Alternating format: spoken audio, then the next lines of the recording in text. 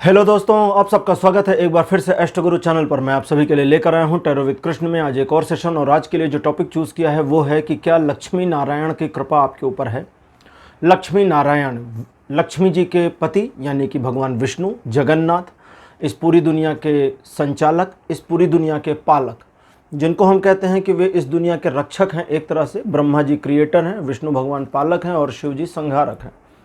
तो जो पालक की भूमिका निभाते हैं, जगन्नाथ जिनको कहते हैं, इस जगत के नाथ, उन भगवान विष्णु लक्ष्मी नारायण की कृपा आपके ऊपर है या नहीं है, या इसके ऊपर क्या टैरो की गाइडेंस आपके लिए है, यही आज का विषय है। और इसी पर आज टैरो रीडिंग करने वाला हूँ।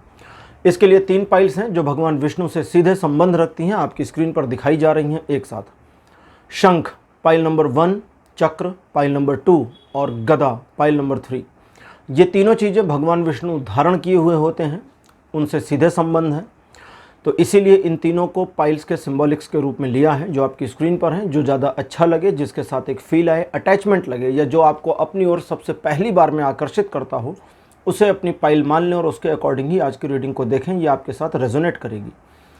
मैं आप लोगों को बता दूं कि ये टाइमलेस रीडिंग है और जनरल रीडिंग है। तो जब से आप इस रीडिंग को देख रहे हैं, ये वहीं से आपके साथ रेजोनेट करेगी, वहीं से ये रीडिंग आपके लाइफ के लिए काफ़ी सारे गाइडेंस देना शुरू कर देगी।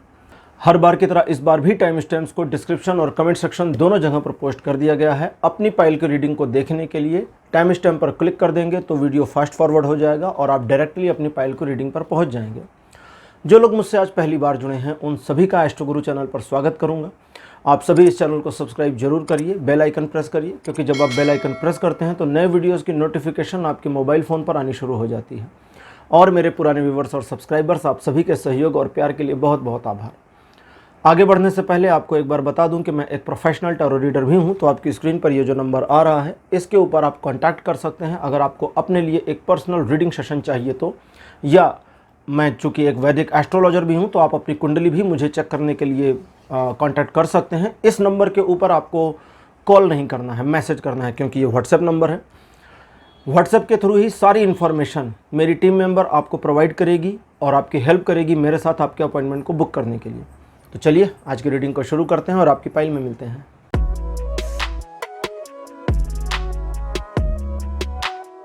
हेलो पाइल नंबर 1, आप सबका स्वागत है आपकी रीडिंग में। आपने शंख चुना था, भगवान विष्णु के शंख को मेरे बगल में लगा दिया गया है। चलिए अब आपके लिए रीडिंग शुरू करते हैं और देखते हैं कि भगवान विष्णु, जिन्हें हम लक्ष्मी नारायण के नाम से जानते हैं, लक्ष्मी नारायण का मतलब है लक्ष्मी के सहित भगवान। देखिए, मैंने यहाँ पर जो लक्ष्मी नारायण लिया उसका रीज़न ये था कि लक्ष्मी सहित भगवान विष्णु की कृपा आपके ऊपर है या नहीं है। क्योंकि सीधे भगवान विष्णु का एक बार मुझे लगा कि माता लक्ष्मी की कृपा हो तो धन का भी कुछ मामला बेटर बनेगा, तो इसलिए लक्ष्मी नारायण को लिया कि लक्ष्मी नारायण की कृपा आपके ऊपर है या नहीं है, और अगर नहीं है तो उसके लिए क्या करना होगा, या है तो फर्दर गाइडेंस आपके लिए क्या है। कार्ड नंबर 1 आपके लिए मेरे पास अपीयर हुआ है night of coins. Second position पर आपके लिए है 10 ऑफ कॉइन्स। थर्ड नंबर पर queen of cups. Fourth position पर आपके लिए द स्टार। और आपके लिए जो कार्ड लास्ट में अपीयर हुआ है यह है द एम्परर। तो कार्ड तो बड़े अच्छे आपके लिए आए हैं और सारे ही पॉजिटिव आए हैं, नेगेटिव कार्ड कोई भी नहीं है। Pile number 1। अच्छा, यहाँ पर एक चीज़ और है। जैसे ही इनको निकाला मैंने, मुझे तुरंत ही इंटरप्रिटेशन आई कि मुझे ओरेकल योगिक कार्ड, ओरेकल योगिक पाथ कार्ड्स को तुरंत यूज़ करना पड़ेगा, क्योंकि ये आज डिवाइन गाइडेंस का मैटर है। तो ओरेकल कार्ड्स एडिशनल गाइडेंस भी देंगे। तो ये मतलब मैं आज की रीडिंग 10 कार्ड्स के साथ करने वाला हूँ, सीधे सीधे ये समझिए। पहला कार्ड आपके लिए अपीयर हुआ है नियम। सेकंड पोजीशन पर आपके लिए जो कार्ड अपीयर हुआ है यह है प्रत्याहार। थर्ड पोजीशन पर आपके लिए जो कार्ड अपीयर हुआ है यह है संतोष। फोर्थ नंबर पर काफ। और फिफ्थ में है आपके लिए ओजस। ये जब मैं निकाल रहा था तो पहली इंट्यूशन मेरे पास जो आई है वो एक सजेशन आई है सॉरी, पहली इंट्यूशन एक सजेशन है, और वो सजेशन ये है कि गूगल करिए मतलब जो बताने जा रहा हूँ उसके लिए गूगल करना पड़ेगा, क्योंकि हर व्यक्ति के घर में सनातन पंचांग नहीं होते हैं, अक्सर कई बार नहीं होते। तो आपको करना पड़ेगा गूगल, और गूगल में सर्च करना पड़ेगा कि एकादशी कब है। आप व्रत रहें या ना रहें कोई प्रॉब्लम नहीं है, चावल का प्रयोग नहीं करना है, घर में चावल नहीं बनाना, ये ध्यान रखना है। एक पहली चीज़, रीडिंग शुरू करने से पहले ही एक तरह से समझे भगवान विष्णु का आदेश। तो एकादशी के दिन चावल घर पे नहीं बनाएं, चावल नहीं खाएं। जिन चीज़ों में चावल पड़ता है, जैसे कभी कभी कुछ नमकीन आती हैं जो चावल वाले होते हैं, तो वो सब ना खाएं, चिप्स वगैरह चावल के, ठीक है। अब रीडिंग पर आते हैं। आज का विषय है लक्ष्मी नारायण की कृपा आपके ऊपर है या नहीं है। तो पहले तो ये अच्छी चीज़ है। अरे हाँ रीडिंग शुरू करने से पहले ही सजेशन का आना भी एक इंडिकेशन है कि कृपा है पाइल नंबर 1 आपके ऊपर, क्योंकि यहाँ भी यही आती है बात कि हाँ, आप उनकी कृपा के पात्र तो हैं, लेकिन इस कृपा में एक संतुलन बना हुआ है। और संतुलन का मतलब नेगेटिविटी नहीं है, पॉजिटिविटी बहुत इंक्रीज नहीं है, एक रूटीन बना हुआ है, और उस रूटीन से आगे पॉजिटिविटी की ओर, बेहतरी की ओर अभी चीज़ें नहीं जा रही, हालांकि चीज़ें नेगेटिव और ख़राब नहीं हो रही हैं। जैसे धन को लेकर के, और कई बार स्पिरिचुअल ग्रोथ को लेकर के आपके दिमाग में रस्साकशी मच जाती है। कभी कभी आपका मन फिजिकल चीज़ों में, भौतिक चीज़ों में ज़्यादा इन्वॉल्व होता है। कभी कभी आप अपने आप को धर्म की ओर मोड़ना चाहते हैं, स्पिरिचुअलिटी की ओर मोड़ना चाहते हैं। जब मैं धर्म की बात करूं तो एक जीवन पद्धति को समझिएगा, ठीक है। मैं किसी धर्म की बात नहीं कर रहा। जैसे सनातन को कहते हैं, सनातन धर्म नहीं है, सनातन एक जीवन की पद्धति है। इसको सनातन कहने के पीछे चूँकि बहुत सारे आ गए, तो इसका भी एक नाम होना चाहिए था, इसलिए नाम है। अदरवाइज वेदों में कहीं कोई नाम नहीं है। एक बार ओशो ने भी कहा था कि कृष्ण के मानने वालों को, जो भगवान कृष्ण को मानते हैं, भगवान राम को फॉलो करते हैं, उनके धर्म का वस्तुतः कोई नाम नहीं, क्योंकि कोई नाम की ज़रूरत थी ही नहीं, पूरी दुनिया में यही था। अब ठीक है, बाद में चीज़ें बदली और बहुत कुछ आ गए, नई नई चीज़ें आ गई, लेकिन ये कंटिन्यू है। तो जब मैं धर्म कहूँ तो आप एक जीवन पद्धति को ही समझें। तो धर्म की ओर भी आपका मन आकृष्ट हो जाता है, धन कर रहा हूँ, धर्म की ओर भी आपका मन आकृष्ट हो जाता है, और स्वयं को धर्म के मार्ग पर चलाने की कोशिश करते हैं। लेकिन धन, संपदा और फिजिकल चीज़ों का जो अट्रैक्शन है, इसे कम नहीं कर पा रहे। कोई प्रॉब्लम नहीं है, एक तरह का बैलेंस बना हुआ है। लेकिन उनकी कृपा, पहली चीज़ तो आ रही है। कृपा के लिए क्या करें? अब यहाँ इस कृपा को और इन्हेंस करने के लिए, और ज़्यादा मात्रा में, प्रचुर मात्रा में मिले, क्योंकि लक्ष्मी नारायण की कृपा, लक्ष्मी और नारायण दोनों की कृपा एक साथ मिलना बहुत अच्छा माना जाता है, रेयर भी माना जाता है। कई बार ये कहा जाता है कि अगर माता लक्ष्मी को प्रसन्न करना है तो भगवान विष्णु को प्रसन्न करें, क्योंकि वे उनकी अर्धांगिनी हैं। भगवान विष्णु की कृपा आएगी तो माता की साथ में आएगी। माता लक्ष्मी का भी जो विग्रह है, विग्रह का मतलब उनका स्वरूप, उनके स्वरूप को जिस रूप में चित्रित किया जाता है मोस्टली सबसे ज़्यादा, वो है भगवान विष्णु के चरण को दबाते हुए।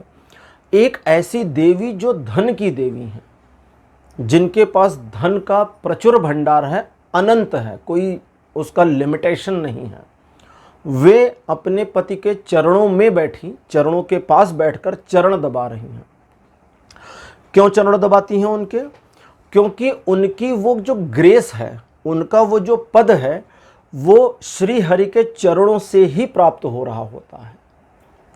तो ये पूरा एक विग्रह है। अब यहाँ आपके लिए है कि आप कुछ मामलों में अपने आप को अपने लिए, अब यहाँ पर थोड़ा सा स्पिरिचुअलिटी से हटकर मैं आपके ऊपर आऊँगा, कुछ मामलों में अपने आप के ऊपर, अपने लिए आपको कुछ ऐसे नियम बना देने चाहिए जो आपको उस कैजुअलनेस से थोड़ा बाहर ले आए, जो बार बार भटकाव दे रही है, बार बार आपको विमुख कर देती है, बार बार आपको डिस्ट्रैक्ट कर देती है और आप ट्रैक से हट जाते हैं। तो अपने आप को ऑन द ट्रैक रखना है, लेकिन रखेंगे कैसे? प्रत्याहार का कार्ड है जो कहता है कि एक सघनता की ज़रूरत है, एक कॉन्सेंट्रेशन। सघनता मीन्स कॉन्सेंट्रेशन। एक सघनता की, एक कंसंट्रेशन की जरूरत है, लेकिन कंसंट्रेट किस चीज को करेंगे? कंसंट्रेट आप करेंगे अपनी चेतना को।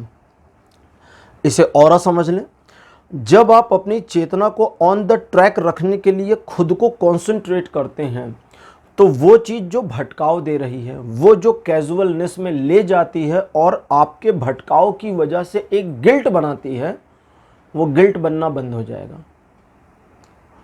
एक सुखद आनंद की प्राप्ति होगी। जैसे यहाँ पर थोड़ा सा एक्सप्लेन करना चाहूँगा, कभी कभी थकावट हो जाती है, काम के दौरान बहुत ज़्यादा थक जाते हैं। अगर थके हुए हैं, शरीर साथ नहीं दे रहा और आपको आराम की ज़रूरत है, तो कभी कभी हमारे जीवन में ऐसा होता है कि कोई एक ऐसा इंसिडेंट हो जाता है जहाँ सडनली हमें अपने आप को लगाना पड़ता है। हम फिर पीछे नहीं भाग सकते, बच्चे को चोट लग गई, लेके डॉक्टर के पास जाना है, ठीक है, या किसी रिलेटिव के घर कुछ ऐसी बातचीत हो गई जहाँ अचानक से दौड़ना पड़ जाए। कोई ना कोई एक ऐसा घटना, कभी कभी ये घटनाएं नकारात्मकता से ज़्यादा जुड़ी होती हैं, सकारात्मकता से थोड़ी कम, क्योंकि पॉजिटिव घटनाएं अगर हों तो कहते हैं अरे ठीक है यार, सब अच्छा तो है, अब हमको सोने दो। लेकिन वो जो नकारात्मक है वो एक बूस्ट दे देता है और अचानक ही वो जो सारी थकान थी वो ख़त्म और एक ऊर्जा आ जाती है कहीं से, डोंट नो कहाँ से। वो जो ऊर्जा आती है, अध्यात्म कहता है ऊर्जा के 3 तल हैं। एक फर्स्ट, इसको अध्यात्म की भाषा में नहीं, मैं आपको सिंपल मॉडर्न लैंग्वेज में समझाऊंगा ताकि समझ जाए। First layer, second layer, third layer. First layer को हम सारा दिन इस्तेमाल कर रहे होते हैं। मैं रीडिंग कर रहा हूँ, फर्स्ट लेयर से ही कर रहा हूँ, आप इसको देख रहे हैं, फर्स्ट लेयर से ही कर रहे हैं। हमारी फर्स्ट लेयर जब चुकने लगेगी, कम होती चली जाएगी, उस फर्स्ट लेयर में जो एनर्जी है वो, तो हम थकने लगेंगे और हमें नींद की, आराम की, रेस्ट की ज़रूरत पड़ेगी। लेकिन अगर उस पहले तल को तोड़ दिया जाए तो दूसरे तल की ऊर्जा ऊपर आ जाती है। जब कभी ध्यान करते हैं तो थोड़ी देर ध्यान में बैठिए, थकान लगने लगती है, लेकिन जो लोग लंबे समय तक ध्यान कर पाते होंगे, उनसे अगर पूछें तो वो कहते हैं थकान नहीं होती। शुरुआत में थोड़ा लगता है, लेकिन वो आलस फिर खो जाता है और आनंद में आ जाते हैं, खुशी में आ जाते हैं और ऊर्जा आ जाती है, क्योंकि दूसरा तल अपनी ऊर्जा को पहले तल पर प्रेषित करता है। अब एक तीसरा तल भी होता है। वो तीसरा तल एक्चुअली हमारी बॉडी में होता ही नहीं है, वो एक कॉस्मिक तल है। कॉस्मिक मतलब उसको आप अगर मॉडर्न लैंग्वेज में कहें तो यूनिवर्स में है, जिसको कहते हैं ना आप लोग की यूनिवर्स का हमें ब्लेसिंग है, यूनिवर्स हमें ये दे रहा है, वो दे रहा है, ये कर रहा है, वो कर रहा है, तो वो तीसरा तल है। जब ब्रह्मांड की ऊर्जा हमें अपने शरीर में प्राप्त होनी शुरू हो, अभी तो रेजिस्टेंस है, रेजिस्टेंस मतलब हमारी ही बॉडी ने रेजिस्टेंस बना रखा है, अवरोध बना रखा है। हम ब्रह्मांड की उस ऊर्जा को खींच नहीं सकते, ले नहीं सकते, यूज नहीं कर सकते। कुछ रेकी मास्टर्स उसको यूज करते हैं, लेकिन उसका जो यूज करते भी हैं उसमें भी थोड़ी सी दिक्कतों का सामना करते हैं और उसको संभाल नहीं पाते हैं। इसीलिए कई बार आपने सुना होगा, रेकी करने वाले कहते हैं कि इसका साइड इफेक्ट भी उनको मिलता है और उनको अपने आप को लॉक वॉक करना पड़ता है। तो वो उस पर नहीं जाऊंगा मैं, रेकी वाले मामलों पर। लेकिन जब तीसरे तल की ऊर्जा आपको ध्यान के थ्रू मिल जाए तो कुछ भी लॉक नहीं करना, कुछ अनलॉक नहीं करना, वो ऊर्जा आपको आएगी। और जो अच्छा, यहाँ एक चीज़ और ऐड है कि प्रथम तल से हटकर जब आप द्वितीय तल पर पहुँचेंगे तो आपकी भूख कम हो जाएगी, आपको खाने पीने की ज़रूरतें कम होनी फील हो जाएंगी। जिन लोगों को ध्यान के गहरे अनुभव हुए हैं उनकी भूख कम हो जाती है, और जब गहरा अनुभव और बढ़ जाएगा तो भूख और कम हो जाएगी, फिर और कम खाते। कहते हैं ना, ऋषि मुनि कंदमूल खा के जीवित रहते थे। अब इसका ये मतलब थोड़ी एक थाली ले ली, उसमें पूरे सारे फल सजा लिए और बैठ करके आधा घंटा फ्रूट्स खा रहे हैं, नहीं, ऐसा नहीं होता था। वो 2-4 फ्रूट्स ले लेते थे और वो बस उसी को खाए, बात खत्म हो गया, दिन भर का काम हो गया 2 फ्रूट या 4 फ्रूट्स में, और वो भी छोटे छोटे, बहुत बड़े नहीं। वो तरबूज नहीं कि 4 तरबूज काटा और गपागप, नहीं, ऐसा नहीं है। क्यों? क्योंकि वो तीसरे तल से ऊर्जा ले रहे थे। अब वो ऊर्जा तो आ रही है, लेकिन थोड़ी सी शरीर को बाहरी ऊर्जा भी चाहिए, तो छोटी मोटी थोड़ी मोटी चीजें खा लेते थे। तो उसी को शास्त्रों में कंदमूल कहा गया कि कंदमूल मतलब जो ज़मीन से एज इट इज़ आ जाते हैं, जैसे वो शकरकंद होती है ना, उसको ज़मीन से जड़ सहित निकाल लेते हैं। शकरकंद जो आप खाते हैं वो एक्चुअली जड़ ही है एक तरह की, तो वो मूल है, जड़ को मूल कहते हैं। अब जड़ नहीं कहते, कंद मूल, कंद मतलब फल, मूल मतलब जड़, गाजर हो गया, शकरकंद हो गया, तो ये सब चीज़ें। खैर, अब यहाँ पर जब आप अपने नियमों के हिसाब से चलेंगे, अपने लिए वो नियम बना लेंगे, तब आप सही ट्रैक पर आएंगे और आपके अंदर एक आत्मसंतुष्टि और एक आनंद का बोध होना शुरू हो जाएगा। जब आनंद का बोध शुरू हो जाएगा तब आपकी एंजाइटी खत्म हो जाएगी, छोटी मोटी हल्की फुल्की सारी खत्म हो जाएंगी। एक बार उस एंजाइटी के लेवल को खत्म करने के पॉइंट पर पहुंच जाएं, कोशिश करके नहीं पहुंचना है। ये जो मैंने बताया शुरू में, ये करिए और उधर आप अपने आप पहुंच जाएंगे। ठीक है, बटन दबाइए और पंखा चल जाएगा, ये वैसा है साइंस वाला मामला। तब एंजाइटी जैसी चीज़ें कम हो जाएंगी, नकारात्मक विचार खत्म हो जाएंगे, अपने आप के प्रति एक ग्लानि की भावना, ग्लानि मतलब गिल्ट की भावना हटेगी, फ्यूचर को लेके डर, घबराहट, इन चीज़ों से आपका सामना होना बंद हो जाएगा और अब आप एक ऐसी सिचुएशन में होंगे जहां आप लक्ष्मी नारायण श्री हरि के चरणों में स्वयं को समर्पित पाएंगे। और उस समय आपके अंदर एक ऐसे तेज का, एक ऐसे ओजस का, जिसको कहते हैं आगाज होगा, एक ऐसा तेज उठेगा जो न सिर्फ आपको फील होगा बल्कि दूसरों को भी फील होगा। कोई 2 घड़ी आपके साथ बैठेगा तो उसे अच्छा लगेगा। यहाँ चीज़ें फिजिकल से स्पिरिचुअल तक जा रही हैं क्योंकि सारी चीज़ें इंटरकनेक्ट हैं। ऐसा नहीं है कि आप फिजिकल वर्ल्ड को छोड़ दें और स्पिरिचुअल वर्ल्ड में चले जाएं, सब इंटरकनेक्ट है। सन्यास का जो मतलब एक्चुअल था वो ये नहीं था घर छोड़ के बाहर भाग जाना।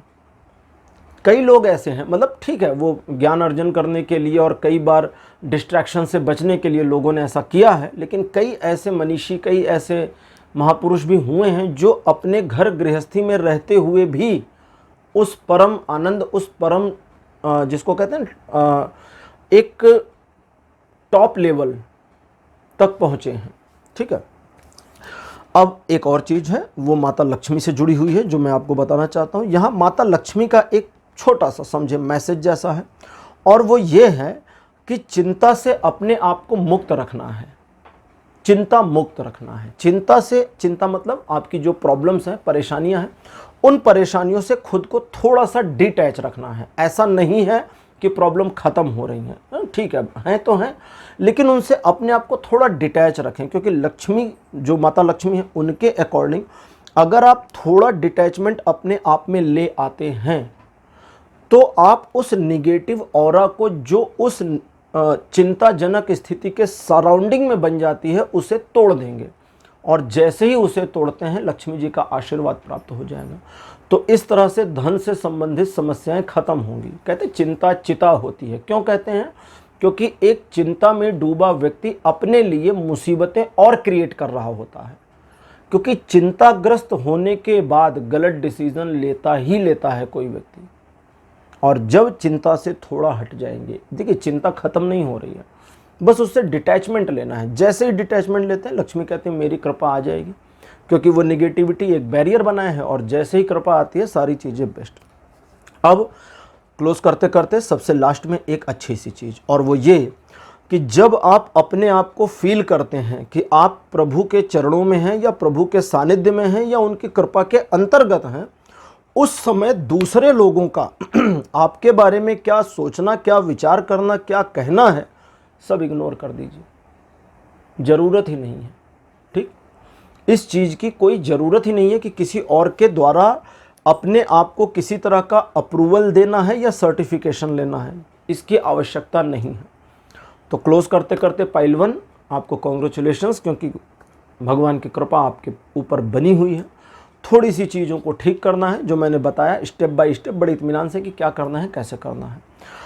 अच्छा, ये जो आज की रीडिंग है, ये चूँकि एक तरह से डिवाइन एनर्जी या जो भगवान विष्णु हैं उनके थ्रू कनेक्ट हो करके चली है, तो थोड़ा सा कठिन भी हो सकती है, थोड़ा सा, क्योंकि मैं जब रीड कर रहा था तो मुझे भी लग रहा था। अगर कुछ चीज़ें मिस आउट कर गए हैं बाई चांस तो इसको रिपीट सुन लीजिएगा, क्लियरिटी मिल जाएगी आपको। पाइल नंबर 1 आपके लिए आज की रीडिंग यहीं क्लोज करता हूँ। आज की रीडिंग आपको कैसी लगी और आज का विषय आपको कैसा लगा, अपने अनुभव कमेंट सेक्शन में लिखना मत भूलिएगा। इस वीडियो को लाइक करिए, शेयर करिए और चैनल को सब्सक्राइब जरूर करिएगा। अगले वीडियो में आपसे फिर मिलूँगा। Bye bye.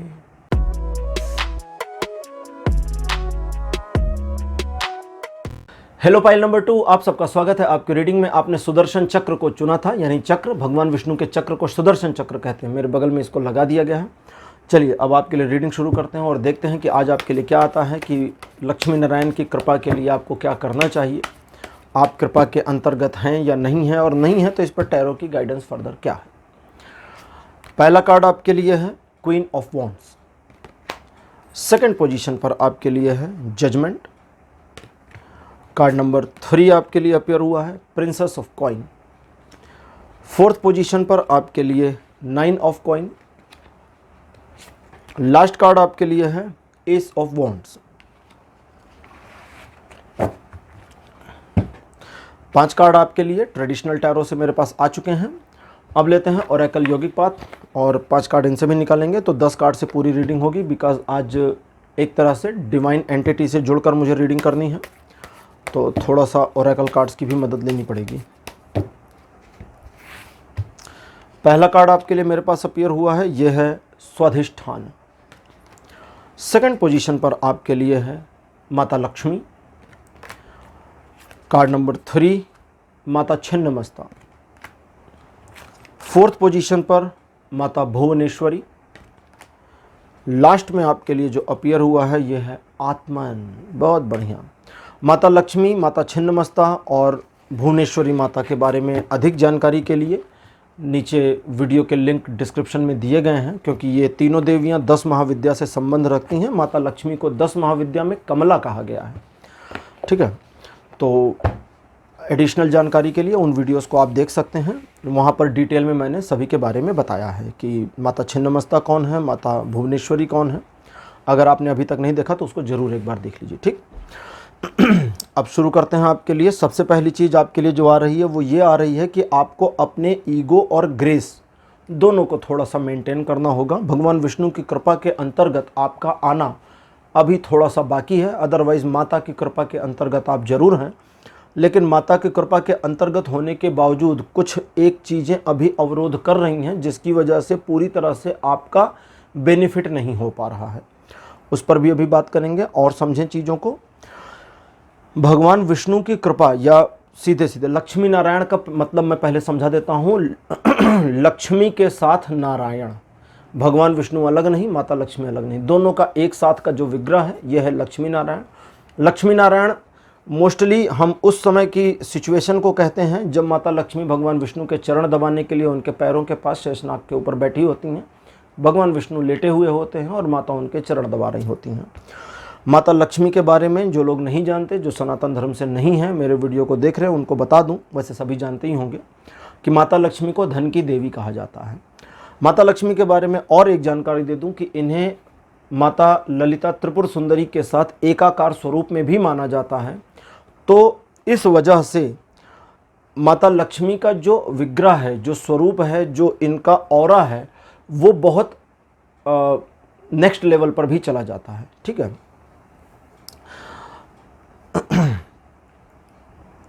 पाइल नंबर 2, आपके जीवन में जो बदलाव आए हैं और उन बदलावों के बाद आपने अपने आप को संभालने की कोशिशें करी हैं, उन कोशिशों की वजह से जो आपने अपने जीवन को थोड़ा सा मैनेज किया है, एक तरीके से यहाँ मैं कह सकता हूँ कि उसमें माता की कृपा लगातार बनी हुई थी आपके ऊपर, और एक प्रकार से आप उनके सानिध्य में या उनके अंडर गाइडेंस ही चल रहे थे। अभी आपको और अंडर गाइडेंस चलना है, लेकिन थोड़ा सा उस अंडर गाइडेंस को आपको समझना भी होगा। कभी कभी आपके साथ होता है कि आपको एक फर्स्ट थॉट आ जाता है, लेकिन आप उसको छोड़ करके सेकेंडरी, थर्ड, दूसरे, तीसरे, चौथे थॉट पर चले जाते हैं, दूसरे, तीसरे, चौथे विचार पर चले जाते हैं, पहले वाले विचार को छोड़ देते हैं। थोड़े दिन के बाद पता चलता है कि वो पहला वाला ही ठीक था, बाकी सब तो बेकार थे। वही वो थॉट था जो माता की ओर से आपके लिए आया था। तो कभी कभी फर्स्ट थॉट के साथ चले जाना आपके लिए ज़्यादा अच्छा रहेगा। लेकिन मैंने ये नहीं कहा कि हर बार, अब ये कभी कभी को पकड़ेंगे कैसे कि कौन सा वाला, ठीक। ये बिल्कुल वही वाला होगा जिस थॉट को, जिस विचार को साइड करने के बावजूद, दूसरे बेहतर विचारों को एडॉप्ट करने की मंशा रखने के बावजूद, दूसरे बेहतर आइडियाज़, बेहतर एडवाइजेस को एडॉप्ट करने की कोशिश करने के बावजूद आपके दिल में एक जगह बनी रहेगी कि यार वो वाला शायद ठीक था। और उन वालों को छोड़ देना है जो पहले थॉट आते हैं लेकिन आपको जोर देते हैं, जोर एकदम बांध देते हैं, समझे, गला पकड़ के बैठ जाते हैं कि नहीं तुम मुझे ही लेकर चलो, कोई दूसरा तीसरा चौथा थॉट नहीं है, मुझे ही एक्ट अपॉन करना है। ये आपका थॉट है। माता का जो थॉट आपके पास आएगा, माता लक्ष्मी का जो थॉट आएगा, उस थॉट की गहरी पकड़ आप पर नहीं होगी, बस वो एक फ्रेगमेंट, एक तरंग की तरह से होगा। तरंग, भगवान विष्णु के 8वें अवतार भगवान कृष्ण ने गीता में कहा भी है कि यह संपूर्ण चराचर ब्रह्मांड मेरे शरीर के एक फ्रेगमेंट के द्वारा संचालित किया जा सकता है या किया जाता रहता है। फ्रेगमेंट मतलब एक तरंग, एक हलचल, एक इशारे मात्र से, इसको ऐसा भी समझे, एक सोच से। भगवान विष्णु सो भी जाते हैं 4 महीनों के लिए हर साल, तो ये भी एक बात है कि भगवान सो जाते हैं। अब अगर सोचिए वह व्यक्ति जो जगत का पालन करता है वो सो गया तो जगत का पालन कैसे होगा। आप अपने घर में अगर एक अर्निंग मेंबर हैं और अगर आप 4 महीने के लिए बिस्तर पे सो जाएं तो घर कैसे चलेगा, मुसीबत हो जाएगी, घर वाले ही परेशान हो जाएंगे। लेकिन हम सारे घर वाले उनके, हम परेशान नहीं, हम खुश होते हैं भगवान सो रहे हैं, फिर भगवान जागते हैं फिर खुश हो जाते हैं, उनके सोने पर भी प्रसन्न है, उनके जागने पर भी प्रसन्न है, दोनों को सेलिब्रेट कर रहे होते हैं, ठीक है। और क्यों? क्योंकि उनकी जो निद्रा है उसे योग निद्रा कहा गया है, तंद्रा नहीं कहा गया है, पूरी नींद भी नहीं कहा गया है। बोलचाल की भाषा में भले कहते हैं कि भगवान सो जाते हैं, लेकिन तंद्रा का मतलब होता है जब आप अपनी वास्तविकता से मूर्छित होकर एक ऐसी सिचुएशन में पहुंच जाएं जहां इनर कॉन्शियस आपका अपीयर रहे लेकिन आउटर कॉन्शियस क्लोज हो जाए, बाहर की दुनिया से संपर्क हट जाए लेकिन भीतर की दुनिया से बना रहे, वो है तंद्रा।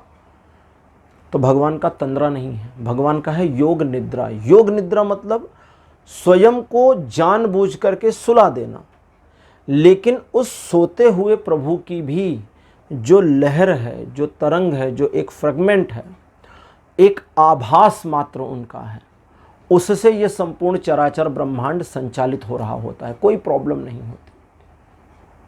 क्योंकि गीता में ये भी आया है कि मैं एक क्षण को रुक जाऊं तो ये पूरा ब्रह्मांड खत्म हो जाएगा, नष्ट हो जाएगा। क्योंकि पालन करता अगर रुक जाए तो गया ना, बिजली चली जाए तो पंखा बंद, लाइट बंद। अब ऐसा थोड़ी ना कि बिजली 10 घंटे से चल रही थी और आपने 1 मिनट के लिए बंद कर दी तो बल्ब आपका अगले आधे घंटे जलेगा, नहीं जलेगा, बंद हो जाएगा। तो ये वैसा है। अब यहाँ चूंकि देवी का एक प्रभाव आपके ऊपर बना है और वो मैंने आपको बताया, तो उस चीज़ को समझें।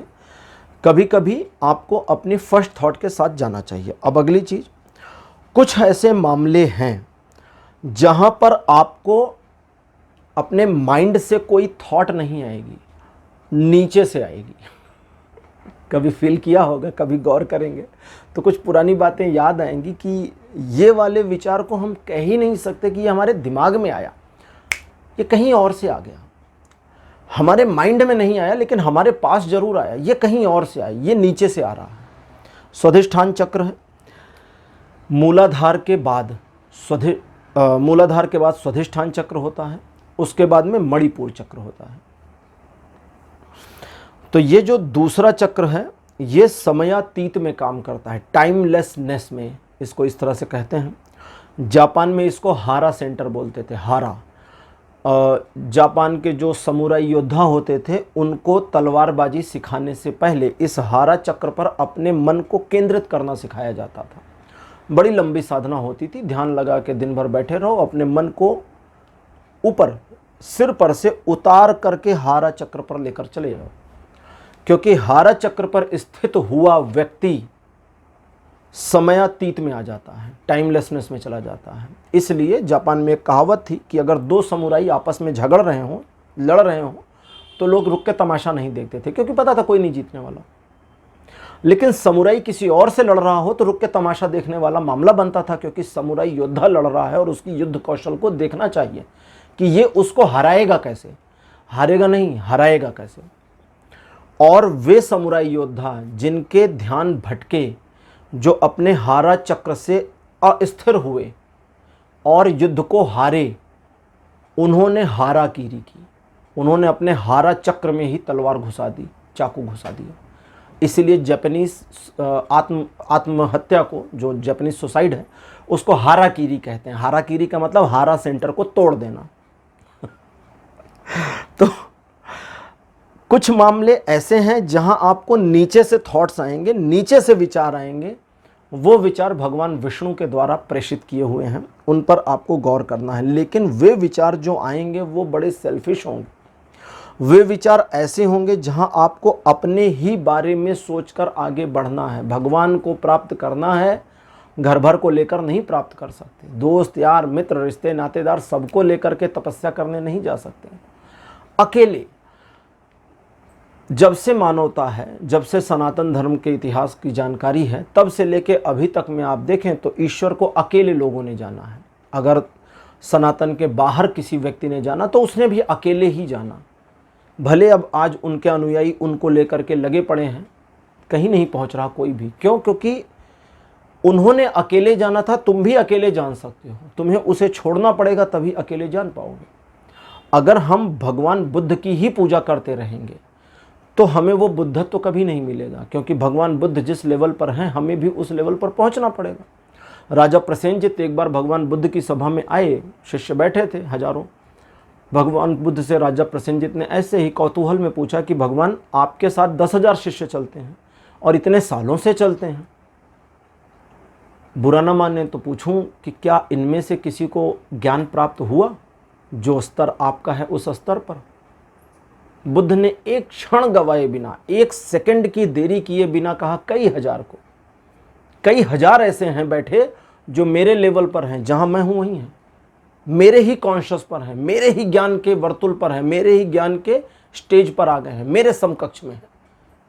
वो शिष्य नहीं है, वे भी गुरु हैं, वो भी बुद्ध हैं। तो प्रसेनजित ने कहा, फिर वो बोलते क्यों नहीं, वे शिष्य क्यों नहीं बनाते? बुद्ध ने जो बात कही वो बड़ी कीमती बात थी। बुद्ध ने कहा, इनको कोई जानेगा भी नहीं, इनका नाम इतिहास में कभी आएगा ही नहीं, क्योंकि मैं बोल रहा हूं, इनको जरूरत ही नहीं है। प्रसेनजित ने कहा, इतने ज्ञान के बाद में अगर उनको कोई नहीं जानेगा तो उन्हें बुरा नहीं लगेगा? बुद्ध ने कहा, तुम में और उनमें यही अंतर है, तुम अभी भी प्रतिष्ठा की खोज में हो, उनकी खोज खत्म हो चुकी, उनको जरूरत नहीं प्रतिष्ठा की। और अगर इस ज्ञान को प्राप्त करने के बाद भी वे प्रतिष्ठा के लिए लालायित हैं तो ज्ञान मिला ही नहीं है। फिर कहाँ ज्ञान मिला? फिर तो अभी भी ज्ञान की खोज जारी है। तो ये बहुत अलग चीज है। अब भगवान विष्णु का वो जो एक लहर आपको फील होगी, वो आपको थोड़ी सेल्फिश करेगी, थोड़ा अपने बारे में सोचने पर मजबूर करेगी। कुछ मामलों में आपकी, अब एक शब्द मेरे पास आ रहा है कि आप कुढ़ना शुरू करेंगे। कुढ़ना मतलब अंदर ही अंदर थोड़ा सा अनकंफर्टेबलनेस फील करेंगे। ये अनकंफर्टेबलनेस इसलिए होगी कि आपको लगेगा अब आप सिर्फ अपने पर केंद्रित हो रहे हैं और दूसरों को भूल रहे हैं। और असल में यही करना है, क्योंकि यही आपको सही मार्ग पर ले जाएगा, जहां न सिर्फ आपका अपना स्पिरिचुअल ग्रोथ होगा, बल्कि फिजिकल चीज़ों में या जो मेटेरियलिस्टिक वर्ल्ड हमारा है, भौतिक जगत है, इसमें सफलता भी मिलेगी, लेकिन शांति की प्राप्ति भी होगी। तो इस चीज़ को थोड़ा सा समझें। ये बहुत आसान है जो मैंने बताया, और बहुत सिंपल है। माता लक्ष्मी की कृपा लगातार बनी है, भगवान विष्णु की कृपा भी आ रही है। करना जो आपको है वो मैंने आपको बता दिया है। फाइल नंबर 2 आपके लिए एक और यहाँ इंपॉर्टेंट मैसेज है, वो लास्ट में सबसे क्लोजर है, मतलब अब रीडिंग क्लोज हो गई है, अब सिर्फ आखिरी एक मैसेज है, और वो है कि कभी कभी आपको अपने आज्ञा चक्र पर ध्यान लगाने की ज़रूरत है, 3 से 5 मिनट की, बस इससे ज़्यादा नहीं। 3 मिनट से 5 मिनट, चाहे तो मोबाइल में अलार्म लगा कर बैठें। आंखें बंद करें और अपने ध्यान को आज्ञा चक्र पर केंद्रित कर दें, माथे के बीचों बीच में, आपकी दोनों भौहों के बीच में, भौहों से लेकर के ऊपर तक का अप्रॉक्सीमेटली 2.5 इंच का जो एरिया है वो आज्ञा चक्र है पूरा पूरा। जहाँ पे देखा होगा सनातन धर्मी तिलक लगाते हैं, ठीक है, वो आज्ञा चक्र पर तिलक लगाया जाता है। और तिलक लगाने के रीज़न ये है कि आज्ञा चक्र की एनर्जी को थोड़ा सा शांत रखा जाता है। तो 3 से 5 मिनट का ध्यान करना आज्ञा चक्र पर आपके लिए बहुत फ़ायदेमंद रहेगा, लेकिन इस ध्यान को 5 मिनट से आगे नहीं ले जाना है अभी। और इसे अच्छा, इस कार्ड से मुझे देखना चाहिए।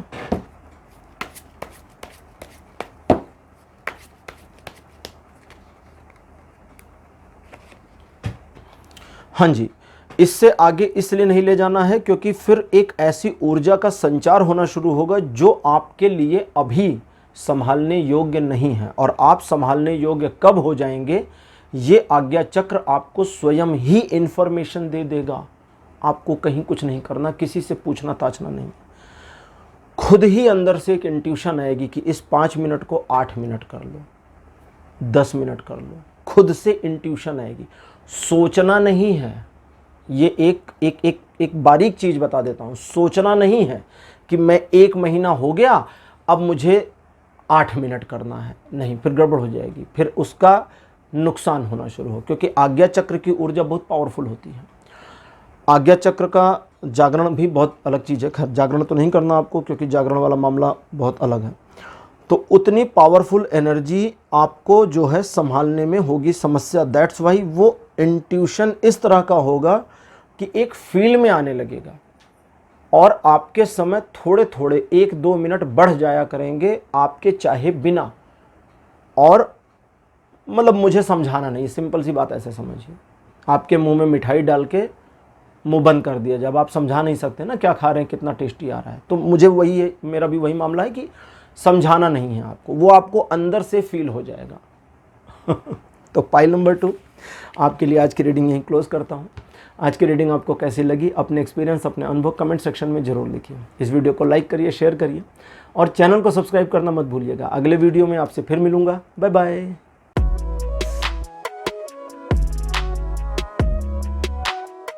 हेलो पाइल नंबर 3, आप सबका स्वागत है। आपकी रीडिंग में आपने गदा चुनी थी, भगवान विष्णु का शस्त्र है, उनके कई शस्त्रों में से एक है गदा। मेरे बगल में लगा दिया गया है। चलिए शुरू करते हैं रीडिंग और देखते हैं भगवान लक्ष्मी नारायण की कृपा आपके ऊपर कितनी है और उनकी कृपा पाने के लिए आपको करना क्या चाहिए। शुरू करने से पहले मैं आपको बता दूं कि लक्ष्मी नारायण भगवान विष्णु माता लक्ष्मी सहित जो उनका विग्रह है ये लक्ष्मी नारायण होता है। लक्ष्मी के साथ नारायण, ठीक, अलग अलग नहीं। तो यहाँ ना तो भगवान विष्णु का है ना माता लक्ष्मी का, अकेले दोनों का सम्मिलित है आज की रीडिंग में। पहला कार्ड आपके लिए मेरे पास जो अपीयर हुआ है, this one is 7 of wands. Second position पर आपके लिए है 10 ऑफ स्वॉर्ड। कार्ड नंबर 3 आपके लिए है द लवर्स। फोर्थ पोजीशन पर आपके लिए है नाइट ऑफ कप्स। और आपके लिए लास्ट में जो कार्ड मेरे पास अपीयर हुआ है, this one is the hermit. कृपा की पात्रता प्राप्त होने के बाद, ठीक है, कृपा की, भगवान के कृपा की पात्रता के प्राप्त होने के बाद के भटकाव के बारे में आज की रीडिंग यहाँ पर मेरे पास अपीयर हुई है। ओरेकल योगिक पाथ से मुझे 5 और कार्ड लेने हैं क्योंकि आज डिवाइन रीडिंग है और इसमें 10 कार्ड्स की ज़रूरत मुझे पड़ने वाली है, ठीक है।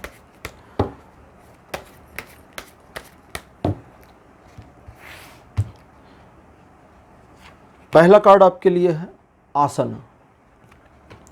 सेकंड पोजीशन पर आपके लिए है प्राणायाम।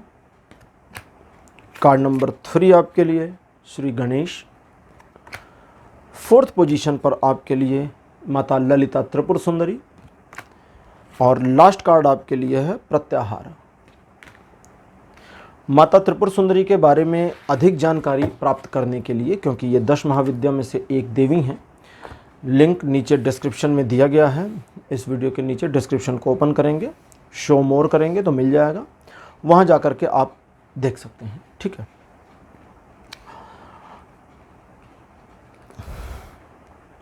तो जैसा कि मैं अभी आपको कह रहा था कि कृपा की पात्रता होने के बाद के भटकाव के बारे में आज की रीडिंग आपके लिए है। दैट मीन्स एक समय ऐसा था जब आप उनके कृपा की पात्रता में आ गए थे, आप ऐसे पात्र बन गए थे जिस पर प्रभु की कृपा हो, लेकिन उस पात्रता से भटकाव आया।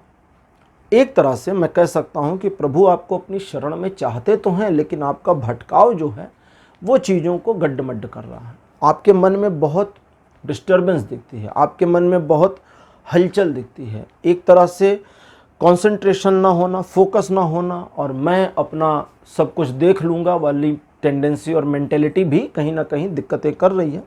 हालांकि देखना है, ऐसा नहीं है कि खुद से नहीं देखना है, सब कुछ खुद ही देखना है, लेकिन प्रभु की कृपा बहुत आवश्यक है। बिना कृपा के कुछ नहीं हो सकता। किसी से मेरी एक दिन बातचीत हो रही थी, उन्होंने कहा कि भगवान नहीं होते। मैंने कहा ठीक है, भगवान नहीं होते, बात खत्म, I agree, there is no God exist. बोले यार तुम तो बड़े धार्मिक हो, तुम कैसे कह रहे हो? मैंने कहा भाई मैं सिर्फ आपसे सहमति जता रहा हूँ, क्योंकि भगवान होते हैं तो दिखाई दें, आ जाएं, हमारे सामने आ जाएं।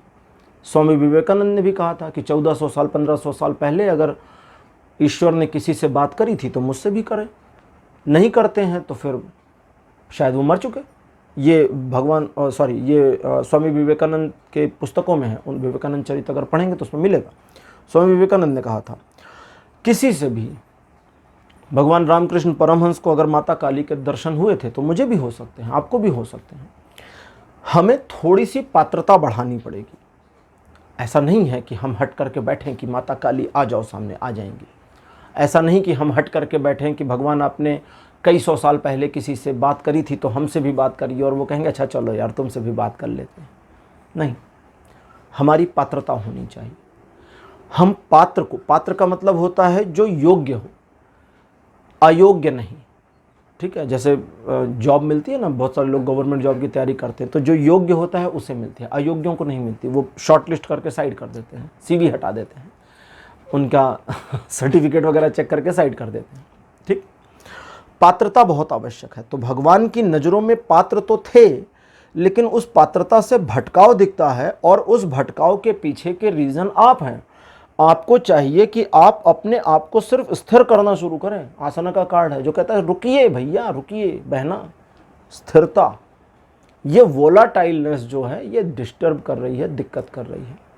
उस परम सत्ता से, अच्छा मैं वो पूरा कर दूं कि जिन्होंने कहा था कि भगवान नहीं है, फिर उन्होंने कहा था कि अच्छा अगर ईश्वर नहीं है, फिर जब मैं उनसे सहमत हो गया कि चलो ईश्वर नहीं है, तो कभी करके देखिएगा कोई नास्तिक मिले ना, वो बोले भगवान नहीं है, मैं नहीं मानता गॉड है, बोले बिल्कुल मैं भी नहीं मानता गॉड है, वो नास्तिक बड़ा हिल जाएगा, उसका अपना विश्वास डिग जाएगा, क्योंकि उसे लगता है कि आप अगर भगवान की पूजा करते हैं या किसी तरह का प्रेयर वगैरह करते हैं तो आप अभी अपोज करेंगे, अरे नहीं नहीं भगवान तो होते हैं, तुम गलत हो, तो बहस होगी।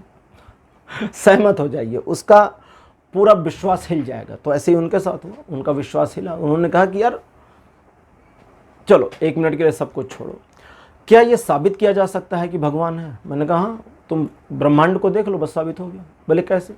मैंने कहा एक गोला है पृथ्वी, उसके बगल में एक गोला है चंद्रमा, एक गोला है सूर्य, और ऐसे ढेर सारे गोले हैं, सब घूम रहे हैं, इतने सालों से घूम रहे हैं, लगातार घूम रहे हैं, बिना किसी आधार के घूम रहे हैं, कहीं टिका थोड़ी ना है। कैसे?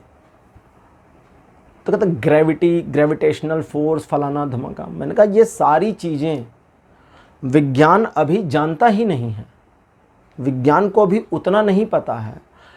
सनातन में और अदर चीज़ों में, अदर का मतलब समझ लीजिएगा, जो सबसे बेसिक फ़र्क है कि सनातन विज्ञान के साथ संबद्ध होकर चलता है, बाकी कहीं विज्ञान के साथ नहीं। सबका विज्ञान के साथ झगड़ा है, खाली सनातन का नहीं है। विज्ञान भैरव तंत्र, आगम शास्त्रों की प्रामाणिक पुस्तक, जिसका नाम ही विज्ञान से शुरू होता है। क्यों? क्योंकि सारी विधियां विज्ञान हैं, ऐसा करिए तो वैसा हो जाएगा। किसी चीज को देखो और देखना हो जाओ, देखना हो जाओ मतलब उसमें डूब जाओ, वो डूबना ही आपको उपलब्ध करा देगा, परम ज्ञान तक पहुंचा देगा। लेकिन फिर वो देखने की जो दृष्टि है उसमें दोष नहीं होना चाहिए, उसमें संशय नहीं होना चाहिए। ठीक है। तो यहाँ पर आपको क्या करना है, सबसे पहला काम अपने आप को स्थिर करना है। वोलाटाइलनेस यानी हलचल को थोड़ा सा कम करना है, क्योंकि पूरी तो कम हो नहीं पाएगी, पूरी हो जाए तो फिर संत महात्मा हो जाए। तो थोड़ी सी हलचल को कम करना है और अपने आप को कुछ मामलों से हटा लेना है। उन्हीं मामलों से हटा लेना है जो आपको डिस्टर्ब कर रहे हैं और लगातार डिस्टर्बेंस जारी है। देखिए यहाँ मैं स्पेसिफिक नहीं कर रहा, क्यों? क्योंकि मेरे कार्ड कहता है कि कई लोगों के जीवन में टॉपिक्स अलग अलग हैं। तो कौन सा विषय आपको अपने विषय से भटका रहा है, वो भी लगातार और कंसिस्टेंटली, उससे आपको हटना है। और फिर श्री गणेश कहते हैं कि तब शुरुआत होगी एक नए रूप में ढलने की। और जब एक नए रूप में ढलते हैं तो ललिता त्रिपुर सुंदरी के बाद में प्रत्याहार का कार्ड अपीयर हुआ है, जो बताता है कि ऐसी सिचुएशन में आपका एक ऐसा ऑरा क्रिएट होना शुरू होगा जहां कुछ हो या ना हो, आपको ये जरूर फील होगा कि अब आप एक अंडर गाइडेंस चल रहे हैं, अंडर सर्विलेंस चल रहे हैं ईश्वर के, और आपके जीवन में एक नियंत्रित और नियंत्रण में सिचुएशन और चीज़ें आ रही हैं और आगे आने वाले भविष्य के लिए घबराहट और डर खत्म हो गई है। थोड़ी सी जानकारी अतिरिक्त माता ललिता त्रिपुर सुंदरी के थ्रू।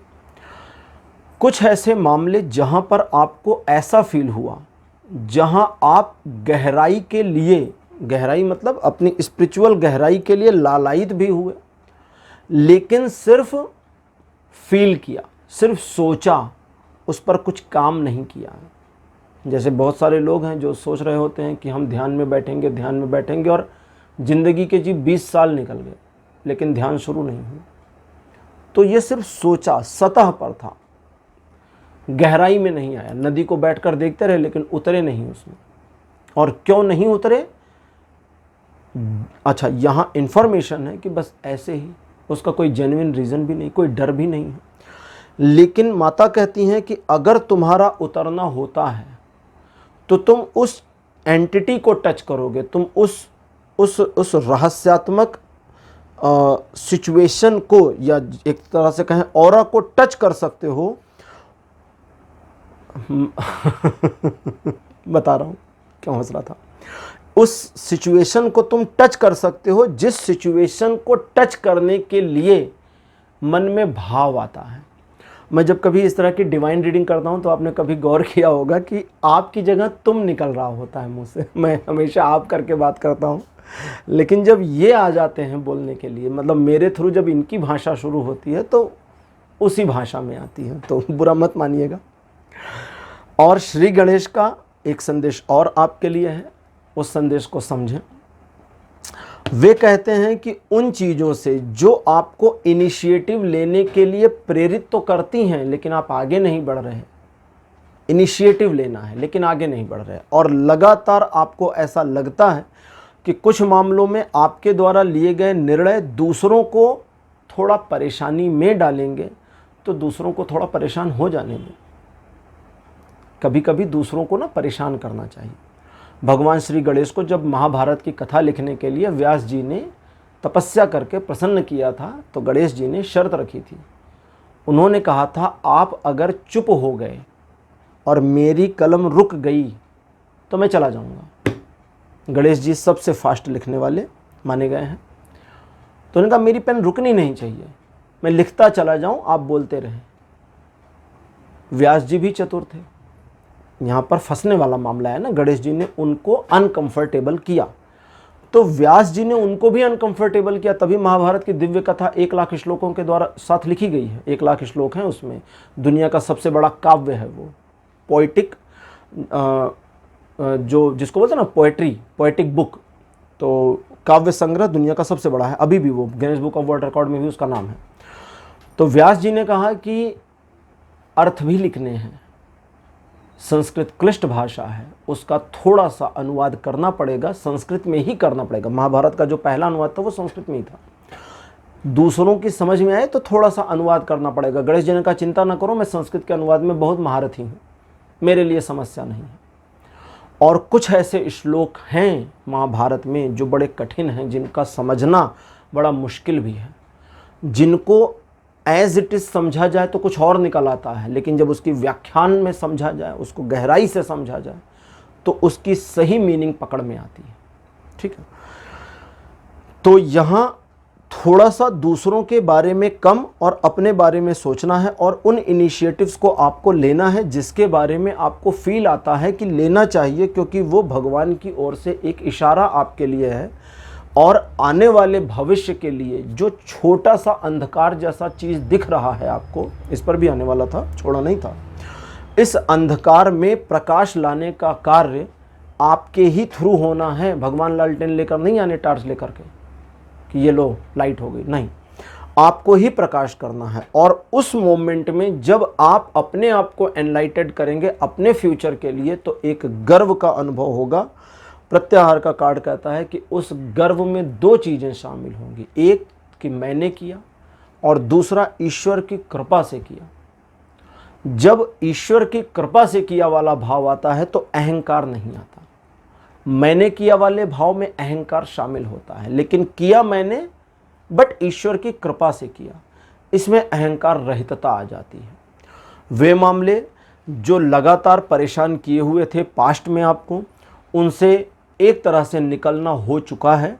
और वो सिचुएशन जहां आप कृपा के पात्र थे लेकिन उस पात्रता को आपने खोया था, उस मोमेंट से भी अब आगे आ चुके हैं, लेकिन अभी पात्रता बनी नहीं है। उसे थोड़ा सा बनाना पड़ेगा, थोड़ा सा अपने अंदर आमूलचूल परिवर्तन लाना पड़ेगा, तब पात्रता बनेगी और फिर कृपा उतरनी शुरू होगी। क्लोज करते करते सबसे अंत में माता लक्ष्मी का एक संदेश आपके लिए, मैं इंतजार में हूं, तुम आगे तो आ जाओ। आपके जीवन को बेहतर करने के लिए माता एक कदम आगे आपका इंतजार कर रही हैं। आप आगे नहीं बढ़ेंगे तो फिर कुछ नहीं होगा। कभी कभी मुझे कुछ ऐसी चीज़ें टैरो में मिल जाती हैं जो मैं नहीं समझता हूँ। जैसे अभी मैं कुछ बताने वाला था, रोक दिया गया, नहीं इसको नहीं कहना है।